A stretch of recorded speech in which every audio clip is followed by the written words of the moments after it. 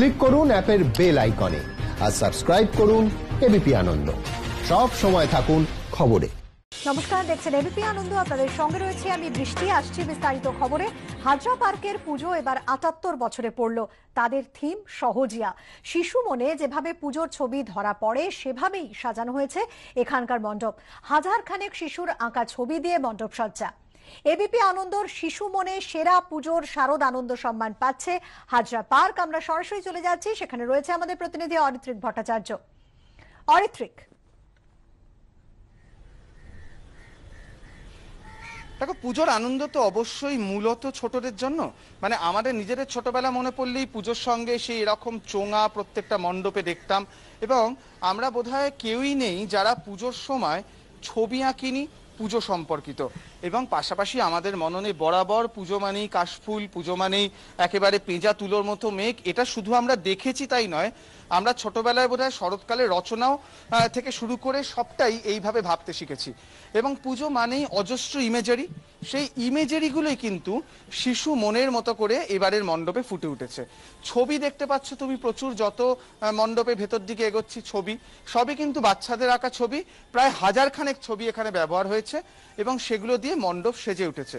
শিশুদের জন্য শিশু মননে যেভাবে সুন্দরভাবে একটা পুজোকে কল্পনা করা হয়েছে, তার জন্য কিন্তু শিশু মনের সেরা পুজো এবছর হাজরাপার্ক দুর্গোৎসব। উদ্যোক্তাদের হাতে পুরস্কার তুলে দেবো।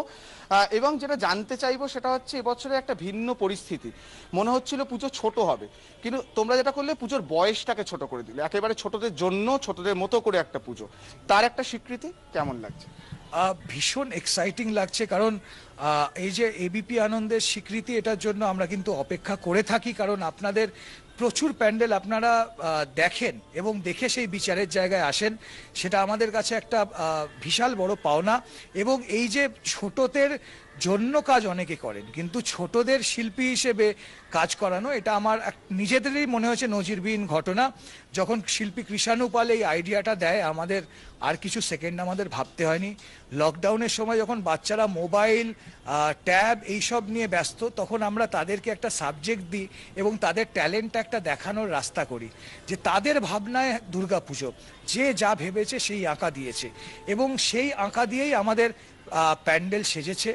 সহজ খুব প্যান্ডেল, তাই নাম সহজিয়া থিমের। এবং সেটা আজকে খুব গর্বের জায়গা, কিন্তু মানুষ আসতে পারছেন না, এটা কোথাও না কোথাও একটা দুঃখ আমাদের থেকে যাচ্ছে। কারণ আমি বারবার বলি, ওটিটিতে সিনেমা দেখা যায়, ওটিটিতে খেলা দেখা যায়, কিন্তু শিল্পীর শিল্পটা কখনোই ওটিটিতে দেখা যায় না। তাই আশা করব মহামান্য আদালত কিছু ভাববেন, আবার কনসিডার করবেন, কিন্তু ততক্ষণ আপনারাই আমাদের ভরসা। আপনাদের মাধ্যমেই গোটা বাংলা সহ গোটা পৃথিবীর মানুষ আমাদের দেখতে পাবেন এবং উপভোগ করতে পারবেন।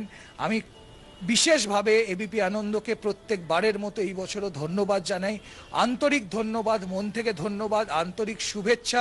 আপনাদের সুস্থতা কামনা করি এবং আগামী দিনে যেন হাসি মুখটা আমরা মাস্কের বাইরে করতে পারি, সেটাই আমাদের হাজরা পার্কের সকল কমিটি মেম্বারের থেকে আশা থাকলো।